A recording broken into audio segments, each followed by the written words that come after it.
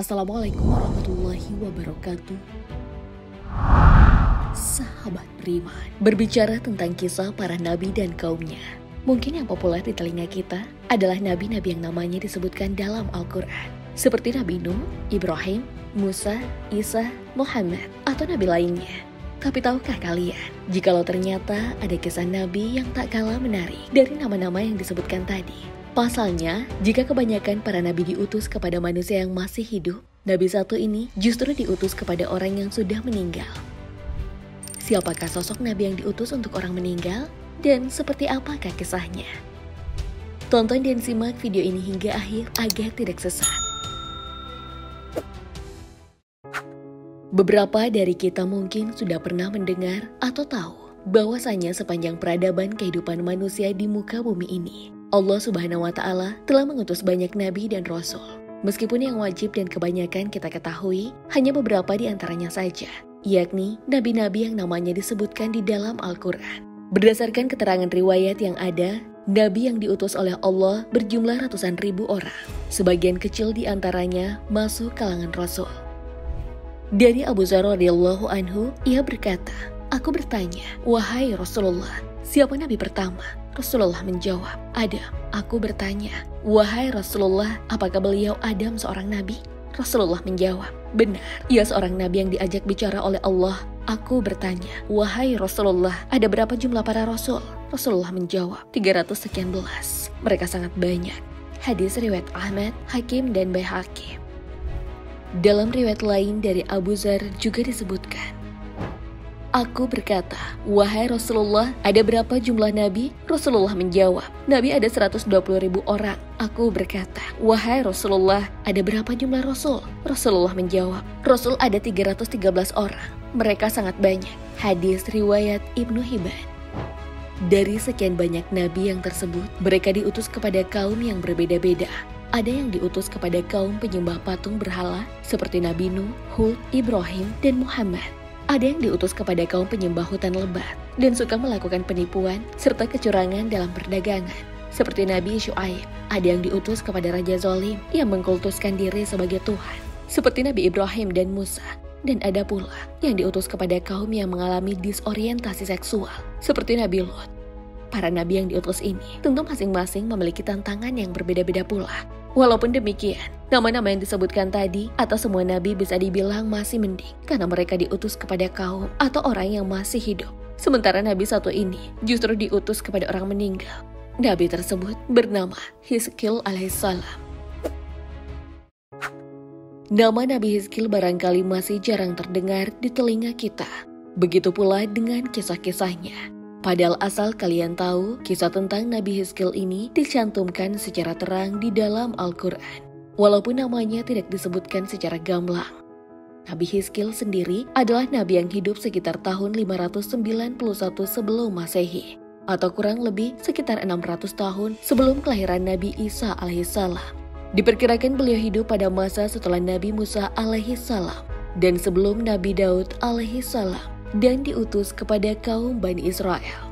Dalam kitab Qisasul Anbiya, Ibnu Katsir menerangkan bahwa Nabi Hizkil adalah putra dari Budzi. Dalam bahasa Ibrani, beliau juga disebut dengan nama Yehezkel. Makna dari nama Hizkil yakni Allah mensucikannya. Hal ini sesuai dengan sikap hidup Nabi Hizkil yang selalu dijauhkan dari dosa. Dikisahkan bahwa pada sebuah daerah bernama Dawirdan atau Azirat dalam bahasa Arab, yang lokasinya diperkirakan terletak dekat Irak, terjadi sebuah wabah yang begitu mudah menular kepada manusia. Wabah tersebut bernama Do'on, sebuah wabah yang kurang lebih hampir sama dengan COVID-19. Hanya saja wabah ini jauh lebih ganas dan mengerikan, sebab jika ada seseorang yang tertular wabah ini di pagi hari, maka pada waktu sore atau malam hari langsung meninggal dunia. Suatu hari wabah atau penyakit tersebut semakin menular. Banyak penduduk negeri yang meninggal dunia karenanya. Untuk menghindari jatuhnya banyak korban dan dampak buruk lainnya, para penduduk yang sehat pun berinisiatif untuk hijrah ke negeri lain. Maka sampailah mereka ke sebuah lembah yang aman dan bersih dari wabah. Disebutkan bahwa jumlah mereka berkisar 4.000 orang. Setelah sampai di sana, mereka pun mulai membangun peradaban baru. Setelah beberapa waktu tinggal di lembah tersebut, mereka beranggapan jika mereka sudah tidak akan tertular. Mereka juga beranggapan akan hidup lebih lama karena sudah berhasil keluar dari ancaman penyakit yang mematikan. Karena merasa sudah aman, mereka pun menjadi sombong. Allah Subhanahu wa Ta'ala pun lalu mengutus 2 malaikat ke tempat mereka. Disebutkan bahwa sesampainya di sana, kedua malaikat ini berteriak dengan suara yang amat keras dan menggelegar, sampai-sampai membekakan telinga dan membuat semua penduduk yang ada di lembah tersebut meninggal dunia seketika tanpa terkecuali. Bertahun-tahun setelah kematian penduduk setempat, Nabi Hizkil alaihissalam pun berjalan di kawasan ini. Ketika dirinya memasuki pintu gerbang pemukiman, dilihatnya ada ribuan tulang belulang manusia bertebaran di mana-mana. Nabi Hizkil pun berhenti lalu berpikir tentang mereka. Kemudian Allah mewahyukan kepada Nabi Hizkil, "Apakah engkau mau aku perlihatkan bagaimana aku menghidupkan mereka?" Nabi pun menjawab, "Iya." Allah lantas memerintah Nabi Hizkil, "Serulah." Maka Nabi pun berseru, "Hai tulang belulang, sesungguhnya Allah menyuruh kalian untuk bersatu." Seketika itu juga, tulang belulang yang bertebaran tersebut bergerak, lalu saling menyatu dengan lainnya, hingga menjadi jasad yang masih dalam bentuk tulang. Kemudian Allah mewahyukan kepada Nabi Hizkil lagi untuk berseru, "Hai sekalian tulang belulang, sesungguhnya Allah menyuruh kalian agar kalian mengenakan daging." Maka tulang belulang itu pun langsung berlapiskan daging, berdarah sekaligus berpakaian. Lalu Allah berkata kepada Nabi Hizkil lagi, "Serulah." Maka Nabi pun berseru, "Wahai para jasad, sesungguhnya Allah menyuruh kalian untuk bangkit." Dan mereka pun bangkit. Ketika tulang belulang tersebut telah dihidupkan kembali, mereka lantas menyeru pujian kepada Allah dengan berkata, "Maha suci Engkau ya Allah, segala puji hanya bagimu, tiada Tuhan melainkan Allah." Singkat cerita, mereka semua akhirnya kembali ke kampung halaman yang ditinggalkan karena wabah. Di sanalah mereka melanjutkan hidup hingga kembali wafat sesuai dengan ajalnya masing-masing.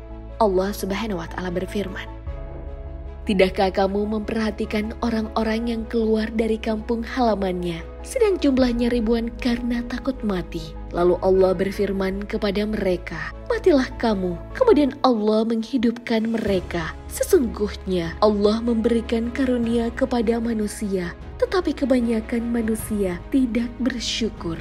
Al-Quran, Surah Al-Baqarah ayat 243. Sehubungan dengan firman Allah tadi, Waqi Ibnul Jarrah di dalam kitab tafsirnya mengatakan, Ibnu Abbas mengatakan bahwa jumlah mereka ada 4.000 orang. Mereka keluar meninggalkan kampung halamannya untuk menghindari penyakit daun yang sedang melanda negeri mereka. Mereka berkata, "Kita akan mendatangi suatu tempat yang tiada kematian padanya." Ketika mereka sampai di tempat tersebut, maka Allah berfirman kepada mereka, "Matilah kalian." Namun dalam tafsir berbeda, beberapa riwayat menyebutkan jumlah mereka 8.000 orang. Ada juga yang mengatakan 9.000, 30.000, bahkan 40.000 orang. Terlepas dari adanya perbedaan pendapat terkait jumlah mereka, yang jelas, salah satu ibrah atau pelajaran dari kisah ini, menurut ahli tafsir, yakni tiada gunanya kewaspadaan dalam menghadapi takdir, dan tidak ada tempat berlindung dari Allah kecuali hanya kepada Dia.